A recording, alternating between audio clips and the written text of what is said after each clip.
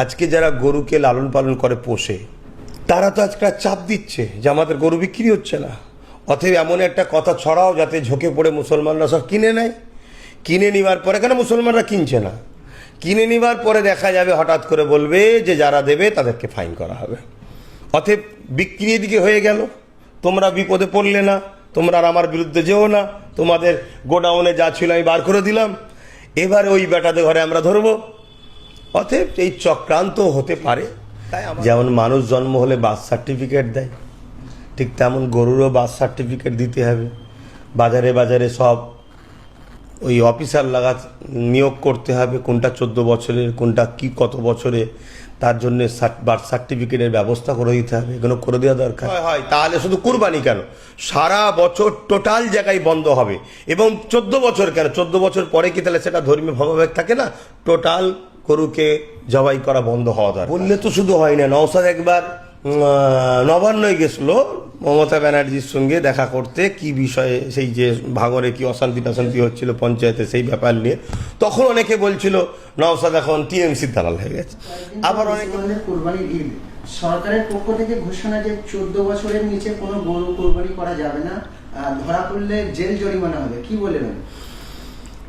এটা সরকার ক্ষমতায় আছে, সে তার ক্ষমতার প্রয়োগ করতে চাইছে। তবে আমরা মনে করি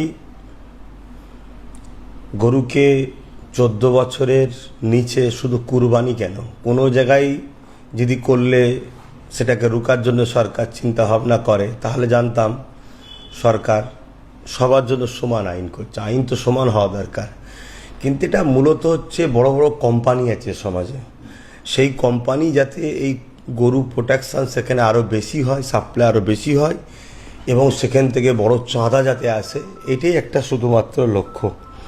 দ্বিতীয় নম্বর কথা, তাহলে সরকারের উচিত যেমন মানুষ জন্ম হলে বার্থ সার্টিফিকেট দেয়, ঠিক তেমন গরুরও বার্থ সার্টিফিকেট দিতে হবে।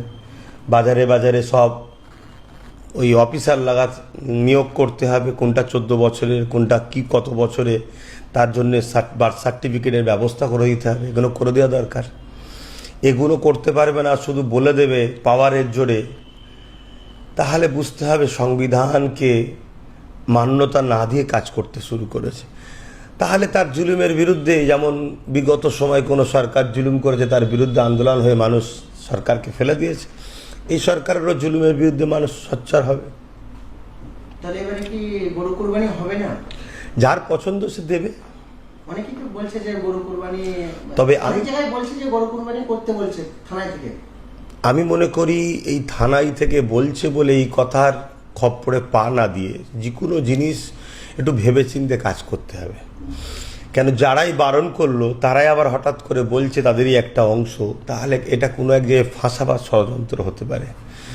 দ্বিতীয় নম্বর, আমি মনে করি কুরবানি সিস্টেমটা কি, কুরবানি হলো ইব্রাহিম আলাইহিসসালামের সেই যে 4,500-5 হাজার বছরের যে একটা স্মৃতি, সেই স্মৃতিটা ইয়াদগার হিসেবে পালন করা, যেটা মালদারদের জন্য, যাদের জন্য কুরবানি ওয়াজিব হয়েছে তাদেরকে দিতে হবে পছন্দনীয় হালাল পশু, যেটা নিখুঁত হবে, অনেক শর্ত আছে। তবে আরব দুনিয়াতে যেমন উট পাওয়া যায়, দুম্বা পাওয়া যায়, ওখানে অ্যাভেলেবেল, ওখানে উট দুম্বা হয়, আমাদের এখানে গরু অ্যাভেলেবেল, তাই গরু হয়। কিন্তু অন্য কোনো যে হালাল পশু দিলে যে কুরবানি হবে না এমন তো নয়।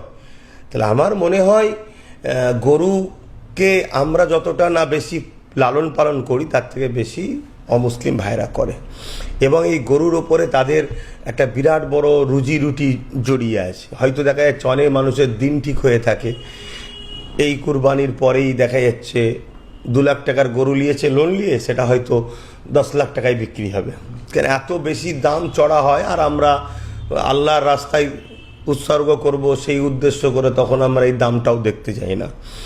তো সেই জায়গায় আমরা যদি, যারা এখনো কেনে নে, তারা যদি একটাবার মনে হয় এটা থেকে পিছনে নেমে যায়, আমাদের কোনো ক্ষতি হওয়ার বিষয় নেই। কিন্তু আমাদের সবচেয়ে বড় ক্ষতি আমার মনে হয় ওই সকল ভাইদের হবে যারা গরু পোষে, লালন পালন করে এবং কুরবানি এলে চড়া দামে বিক্রি করে তাদের সংসার, তাদের পরিবার, তাদের বিয়ে শাদী, পড়াশোনা চলে, তাদের মনে অনেক বড় ক্ষতি হবে। তা তারাই তখন সরকারকে বুঝাবে যে তোমাকে এনে আমাদের লাভটা কি হলো, ক্ষতি তো বেশি হলো। তাই এই বিষয়টা সবার একটু ভাবা দরকার। এই কোরবানি নিয়ে কোনো 80টা এমএলএর সেইভাবে ভূমিকা দেখা যাচ্ছে না, কিন্তু একমাত্র নওশাদ সিদ্দিকী প্রতিবাদ করছে, মুখ খুলেছে। কে কোন 80টা বলতে টিএমসির তো, জি। তা টিএমসি যা বিজেপি তাই, এরা দুজন তো একই। বিজেপিকে এই বাংলায় রাস্তা দেখালো কে এবং এই বাংলায় শক্তিশালী করলো কে? প্রত্যেকটা মিডিয়া চ্যানেল দেখুন, টিএমসির নেতাদের মুখের কথা শুনুন, বিজেপির মুখের নেতাদের মুখের কথা শুনুন, তারাই বলছে যাহা টিএমসি তাহাই বিজেপি। 1998 সালে